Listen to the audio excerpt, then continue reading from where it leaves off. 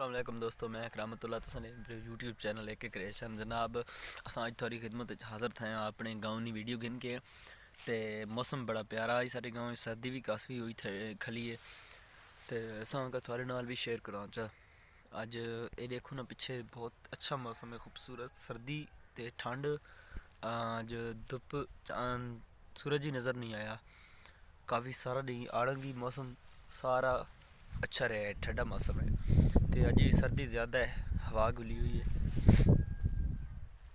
तो असा थोड़े नाल इंजॉय करा मौसम। तो जनाब वीडियो शुरू करने तो पहले थको रिक्वेस्ट कर सारे चैनल को ज़रूर सबसक्राइब करें।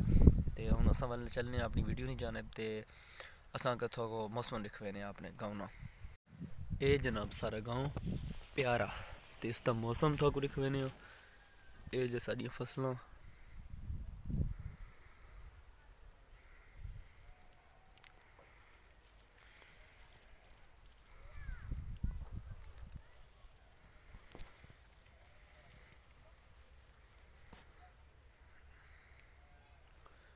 ये सारा गाइयाँ शरीफाना गाँव है जनाब।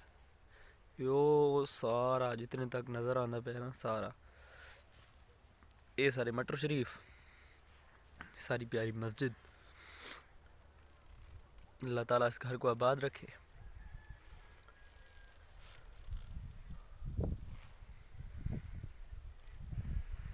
ये जी मौसम बड़ा प्यारा आज बना खलोता है, खूबसूरत मौसम है जनाब।